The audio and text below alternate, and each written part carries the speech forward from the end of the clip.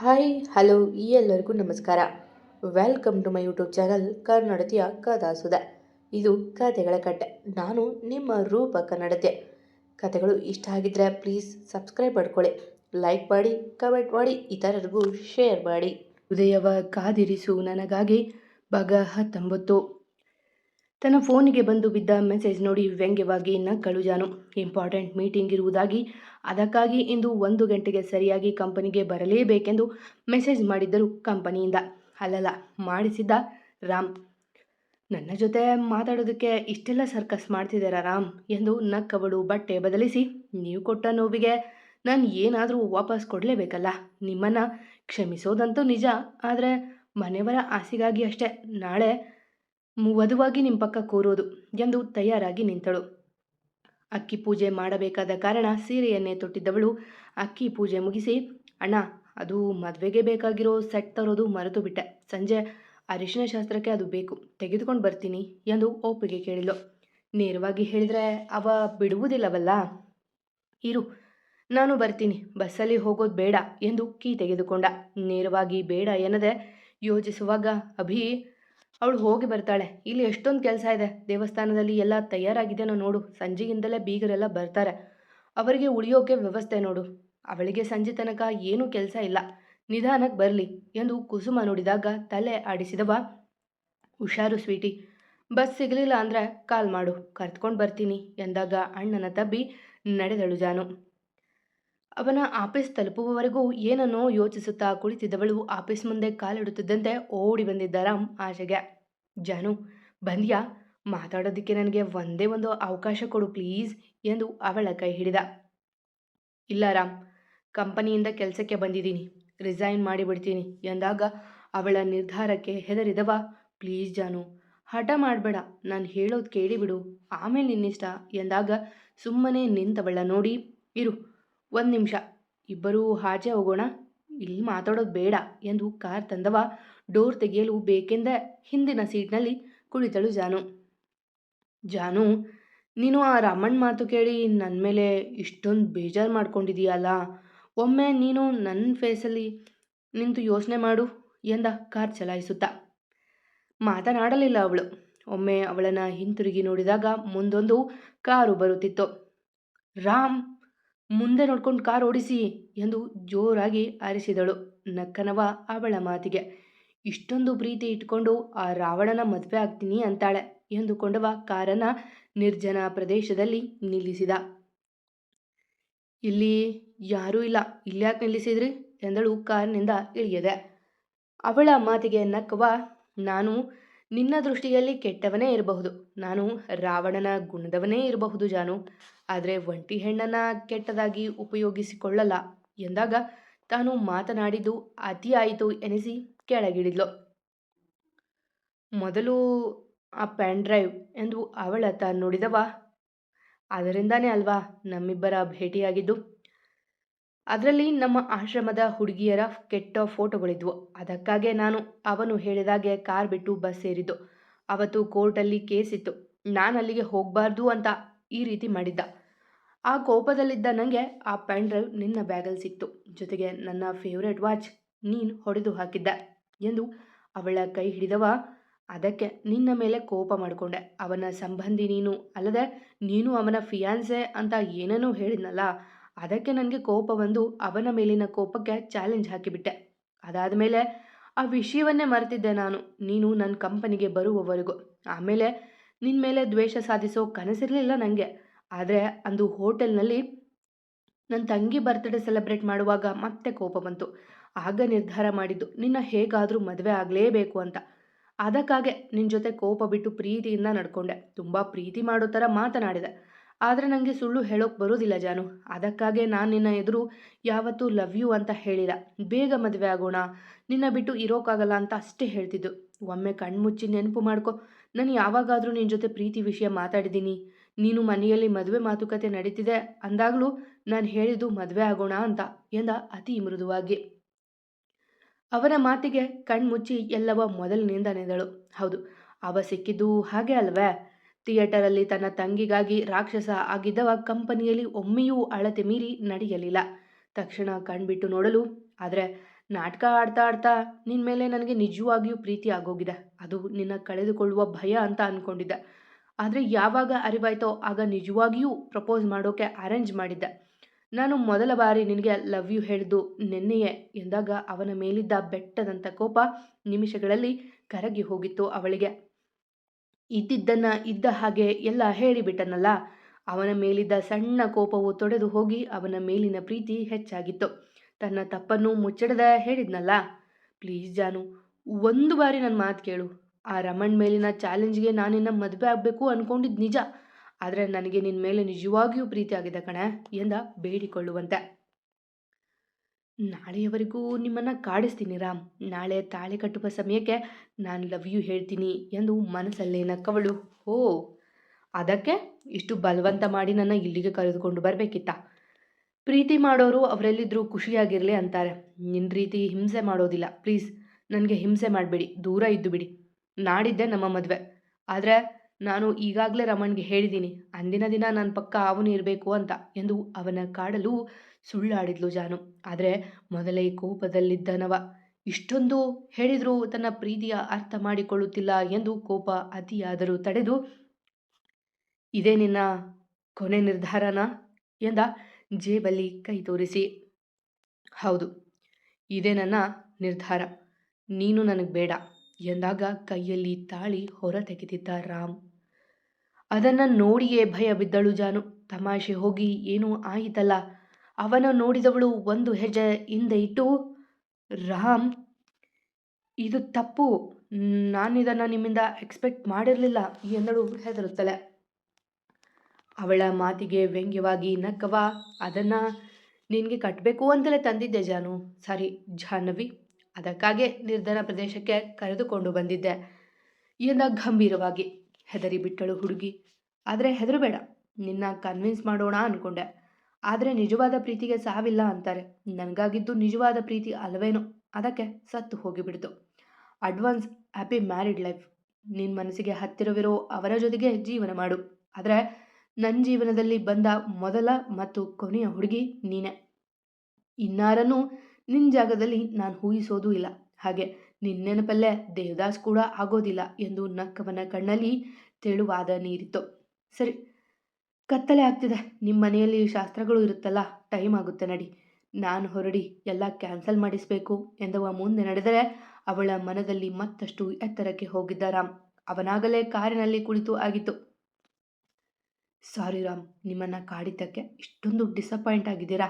ನಾಳೆ ಅಲ್ಲ, ಈಗಲೇ ಹೇಳ್ತೀನಿ, ನೀವು ನಮ್ಮ ಶಾಸ್ತ್ರಗಳನ್ನು ಕ್ಯಾನ್ಸಲ್ ಮಾಡೋದಿಲ್ಲ, ಎಂಜಾಯ್ ಮಾಡಬೇಕು ಎಂದು ಅವನ ಬಳಿಗೆ ಬಂದಳು. ಆದರೆ ಇದೆಲ್ಲವ ಕುಳಿತದಿಂದಲೇ ನೋಡುತ್ತಿದ್ದ ರಾವಣ. ಅವನ ಮೊಗದಲ್ಲಿ ನಗುವಿತ್ತು. ರಾಮ್, ಬನ್ನಿ ಇಲ್ಲಿ ಎಂದು ಕೂಗಿದಳು ಜಾನು. ಆದರೆ ಅವಳ ನೋಡದೆ ಕಾರ್ ಏರಿ ಕುಳಿತಿದ್ದ. ಇವಳು ಇನ್ನೇನು ಕಾರ್ ಏರಬೇಕು ಎಂದಾಗ ಕಾರನ್ನು ಮುಂದೆ ಚಲಾಯಿಸಿದ್ದ ರಾಮ್. 1 ನಿಮಿಷ ಎಂದು ಕಾರ್ ಇಳಿದು ಬಂದ ಗಂಭೀರವಾಗಿ.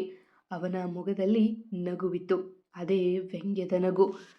ರಾಮ್, ನಾನು ಹೇಳಿದ್ದು ಸುಳ್ಳು ಎಂದು ಹೇಳುವ ಮೊದಲೇ ಜೋರಾಗಿ ನಗತೊಡಗಿದ ರಾಮ್.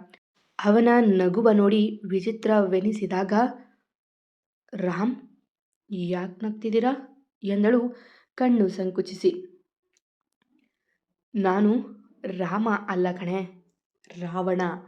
ಇಲ್ಲಿಯವರೆಗೂ ಹೇಳಿದ್ದು ನಿಜ ಅನ್ಕೊಂಡ್ಯಾ ಎಂದವ ತಾಳಿ ಮತ್ತೆ ಹೊರತೆಗೆದ.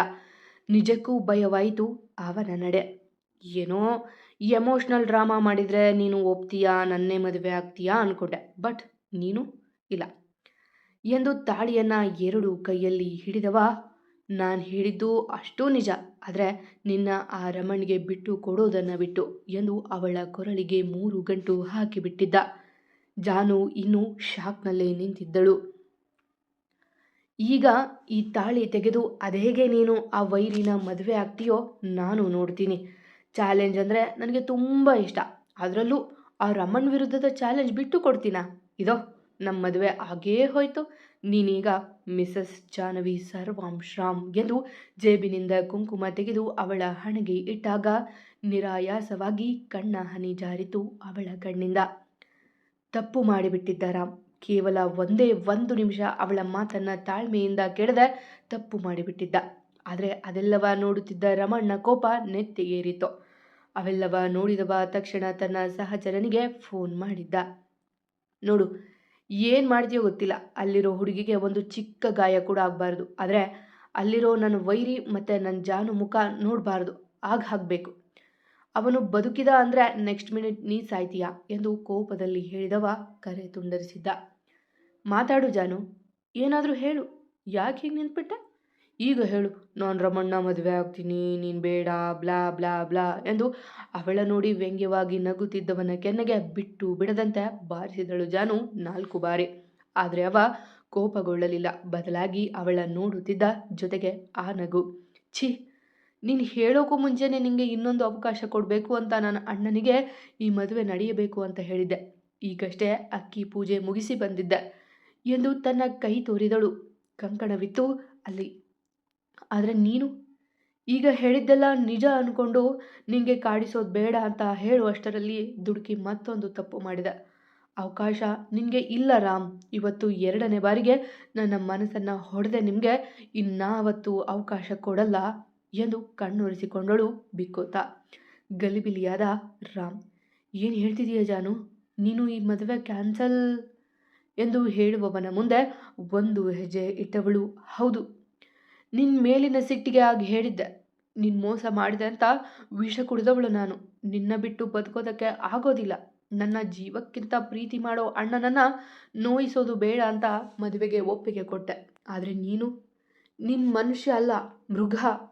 ನೀನು ಕಟ್ಟಿರೋ ಈ ತಾಳಿ ಇಟ್ಕೊಂಡು ಹೇಗೋ ನಾನು ಬದುಕಲಿ?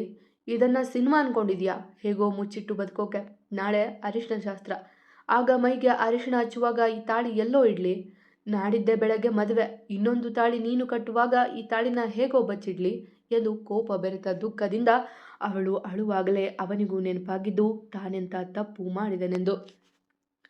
ಐ ಆಮ್ ಸಾರಿ ಜಾನು, ಇದನ್ನೆಲ್ಲ ನಾನು ಯೋಚನೆನೇ ಮಾಡಲಿಲ್ಲ. ನೀನು ಎಲ್ಲಿ ದೂರ ಆಗ್ತೀಯೋ ಅಂತ ಎನ್ನುವವನ ತಡೆದವಳು. ನಡೀರಿ, ಇನ್ನಾವತ್ತೂ ಮಾತಾಡೋದು ನನಗೆ ಬೇಕಿಲ್ಲ ಎಂದು ಹೊರಟವಳ ಕೈ ಹಿಡಿದು, ನಿನಗೆ ಈ ಮದುವೆ ಒಪ್ಪಿಗೆ ಇದೆ ಅನ್ನೋದಂದರೆ ನಾನು ಈ ತಾಳಿ ತೆಗೆದು ಬಿಡ್ತೀನಿ, ಆಗ ನಿನಗೆ ಸಮಸ್ಯೆ ಆಗಲ್ಲ ಎಂದು ತಾಳಿಗೆ ಕೈ ಹಾಕಲು ಹೋಗುವವನ ಕೈ ತೆಗೆದು ಮತ್ತೊಂದು ಬಿಗಿದಳು ಕೆನ್ನೆಗೆ. ನನ್ನ ಅನುಮತಿ ಕೇಳದೆ ಇದನ್ನು ನೀನು ಕಟ್ಟಿರಬಹುದು, ಆದರೆ ನನ್ನ ಅನುಮತಿ ಕೇಳದೆ ಇದನ್ನು ತೆಗೆಯೋ ಹಕ್ಕು ನಿನಗಿಲ್ಲ. ತಾಳಿನ ಹೆಣ್ಣು ಯಾವಾಗ ತೆಗಿತಾಳೆ ಗೊತ್ತೇನೋ ನಿನಗೆ ಎಂದು ಅಬ್ಬರಿಸಿದಳು ಕೋಪದಲ್ಲಿ. ಅವಳ ಕೋಪಕ್ಕೆ ರಾಮ್ನಂತಹ ರಾಮ್ನೇ ಹೆದರಿ ಹೋಗಿದ್ದ.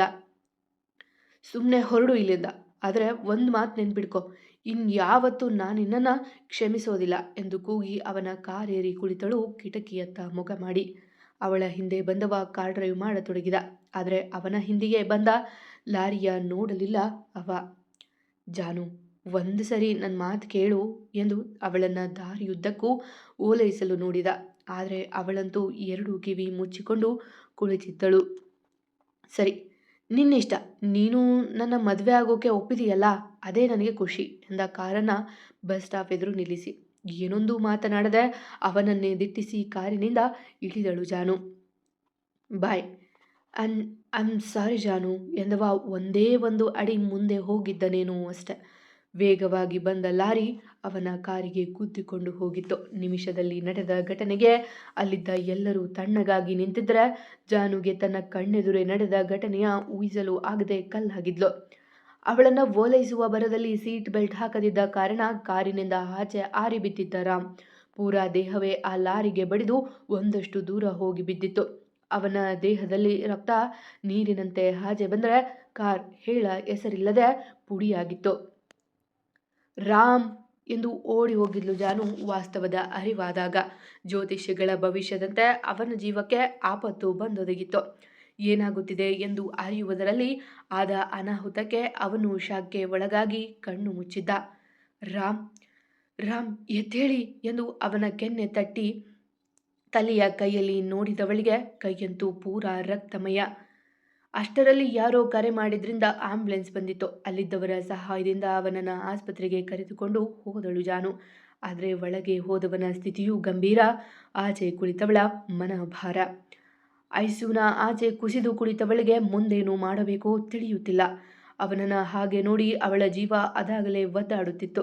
ಜೊತೆಗೂ ಯಾರೂ ಇಲ್ಲ. ಆಪರೇಷನ್ ಫಾರ್ಮ್ಗೆ ಸಹಿ ಹಾಕಿದವಳು ಅವನ ಬಗ್ಗೆ ದೇವರದಲ್ಲಿ ಮೊರೆ ಇಡುತ್ತಾ ಕುಳಿತಿದ್ಲು ಸುಮ್ಮನೆ. ಗಲಾಟೆಯಲ್ಲಿ ಅವಳ ಮತ್ತು ಅವನ ಇಬ್ಬರ ಫೋನ್ಗಳು ಎಲ್ಲಿದ್ದಾವೋ ಅರಿಯಲಿಲ್ಲ. ಸದ್ಯಕ್ಕೆ ಅವನಷ್ಟೇ ಮುಖ್ಯ ಆಕೆಗೆ. ನೋಡಿ ಜಾಹ್ನವಿ ಅವರೇ, ಮೈನರ್ ಇಂಜುರಿ ಅಂತೇನೂ ಇಲ್ಲ, ಎಲ್ಲ ದೊಡ್ಡ ಗಾಯಗಳೇ ಆಗಿರೋದು. ಮಿನಿಮಮ್ 2 ಗಂಟೆ ಬೇಕು ಅವರಿಗೆ ಆಪ್ರೇಷನ್ ಮಾಡೋದಕ್ಕೆ. ಆಪ್ರೇಷನ್ ಮಾಡಿದ ಮೇಲೂ ಅವ್ರು ಬದುಕ್ತಾರೆ ಅಂತ ನಾನು ಭರವಸೆ ಕೊಡೋದಕ್ಕಾಗೋದಿಲ್ಲ. ಇದು ಸಾಮಾನ್ಯ ಆಕ್ಸಿಡೆಂಟ್ ಅಲ್ಲ. ಸೊ ನೀವು ಅವರ ಕಡೆಯವರು ಯಾರಿದ್ದಾರೆ ಎಲ್ಲರಿಗೂ ಫೋನ್ ಮಾಡಿ ತಿಳಿಸಿಬಿಡಿ. ಆಪ್ರೇಷನ್ ಮುಗಿಯೋಷ್ಟರಲ್ಲಿ ಅವರು ಬಂದು ಬಿಡಲಿ ಎಂದಾಗ ಕುಸಿದು ಬಿಟ್ಟಳು. ಹಾಗೆ ಅಲ್ಲಿದ್ದ ಒಬ್ಬರು ಅವಳಿಗೆ ಸಹಾಯ ಮಾಡಿದರು ಕೂರಲು.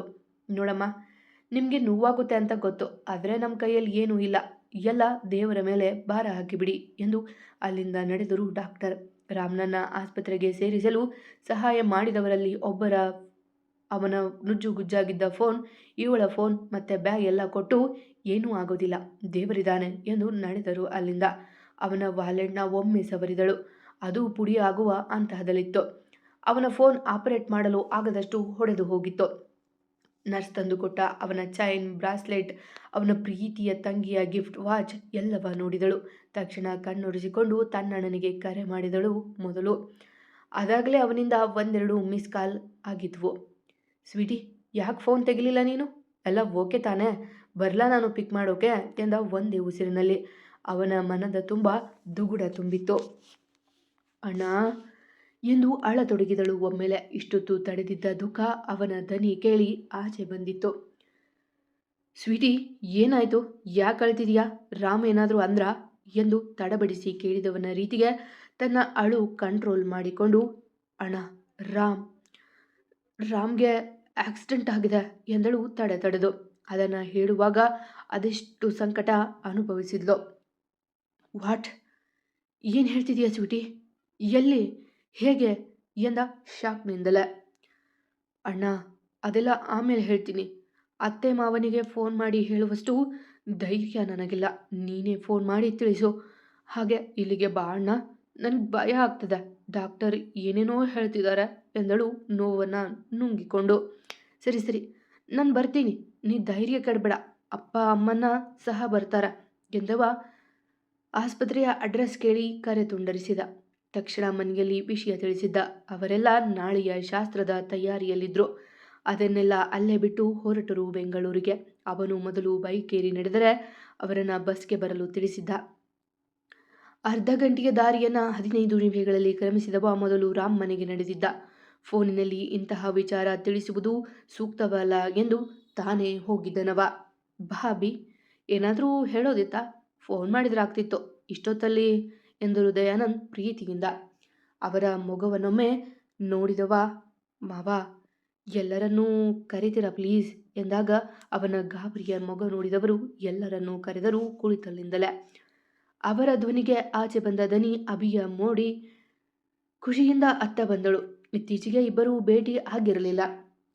ಏನು ಹೇಳಪ್ಪ, ಕುಡಿಯೋಕೇನಾದರೂ ತಗೋತೀಯಾ ಎಂದರು ಕೌಸಲ್ಯ ಅವನ ನೋಡಿ. ಏನೂ ಬೇಡ ಅತ್ತೆ, ಅದು ರಾಮ್ಗೆ ಎಂದು ತಡವರಿಸಿದಾಗ ಎಲ್ಲರೂ ಆತಂಕದಿ ಎದ್ದು ನಿಂತರು. ಏನಪ್ಪ, ಏನಾಯ್ತು ರಾಮ್ಗೆ ಎಂದರು ವಿಶ್ವನಾಥ್. ತುಸು ಧೈರ್ಯ ತಂದುಕೊಂಡವ. ಅದು ರಾಮ್ಗೆ ಆಕ್ಸಿಡೆಂಟ್ ಆಗಿದೆ ಅಂತೆ. ಜಾನು ಅವ್ರ ಜೊತೆ ಇದ್ದಾಳೆ, ಈಗಷ್ಟೇ ಫೋನ್ ಮಾಡಿ ಹೇಳಿದ್ಲು ಎಂದವ ತಡವರಿಸಿ ನೋಡಿದಾಗ ಎದೆಯ ಹಿಡಿದು ಕುಳಿತು ಬಿಟ್ಟರು ಕೌಸಲ್ಯ. ಅಣ್ಣ ಎಂದು ಅರಚಿ ಕುಸಿದು ಬಿಟ್ಟಳು ಧನಿ. ರಾಮ್ ಎಂದು ಉಸುರಿ ಎದ್ದು ನಿಂತರು ಮಾಲತಿ. ಅವರಿಗೆ ಮೊದಲೇ ಅಪಘಾತ ಆಗುವುದರ ಸೂಚನೆ ಸಿಕ್ಕಿತ್ತಲ್ಲ. ಪ್ಲೀಸ್, ಯಾರೂ ಧೈರ್ಯ ಕೆಡಬೇಡಿ, ನನಗೆ ಇಷ್ಟೇ ಗೊತ್ತಿರೋದು, ಅಲ್ಲಿ ಹೋಗಿ ನೋಡೋಣ ಎಂದ ದನಿಯ ನೋಡಿ. ಅವಳತ್ತು ಬಿಕ್ಕಳಿಸಿ ಅಳುತ್ತಿದ್ದಳು. ಲಕ್ಕಿ, ನೀವಾದರೂ ಹೇಳಿ, ಅಲ್ಲಿ ಜಾನು ಒಬ್ಬಳೇ ಇದ್ದಾಳೆ, ಪರಿಸ್ಥಿತಿ ಹೇಗಿದೆಯೋ ಗೊತ್ತಿಲ್ಲ, ನೀವೆಲ್ಲ ಹೀಗೆ ಕೂತ್ಕೊಂಡ್ರೆ ಕಷ್ಟ ಆಗುತ್ತೆ ಎಂದಾಗ ಇಹಕ್ಕೆ ಬಂದ ದಯಾನಂದ್ ಅವರು, ಕೌಸು, ಏನೂ ಆಗೋದಿಲ್ಲ, ಎದ್ದೇಳು. ಧನಿ, ನೀನು ಇಲ್ಲೇ ಇರು, ನಾವು ಹೋಗಿ ನೋಡ್ಬರ್ತೀವಿ ಎಂದರು ಮೆಲ್ಲಗೆ. ಇಲ್ಲ, ನಾನು ಬರ್ತೀನಿ, ಅಣ್ಣನನ್ನು ನಾನು ನೋಡಲೇಬೇಕು, ನಾನು ಬರ್ತೀನಿ ಎಂದು ಎದ್ದು ಕಣ್ತೊಡೆದುಕೊಂಡಳು ಧನಿ. ಧರ್ಮ, ನಡಿ ಹೋಗೋಣ. ಕೌಸು, ಸುಮಿತ್ರಾ, ನಡೀರಿ. ಅಪ್ಪ ಅಮ್ಮ ನೀವಾದರೂ ಇರಿ ಎಂದು ಎಲ್ಲವ ಹೊರಡಿಸಿದ್ರು ದಯಾನಂದ್. ಅಭಿಗೆ ಜಾನುದೇ ಚಿಂತೆ. ಇಲ್ಲ, ನನ್ನ ಮೊಮ್ಮಗನನ್ನು ನಾನು ನೋಡಬೇಕು ಎಂದು ನುಡಿಯಿತು ಅಜ್ಜಿ. ಅವರಿಗೆ ಭಯವೇನೆಂದರೆ ಇನ್ನೂ ಮದುವೆ ಆಗಿಲ್ಲ.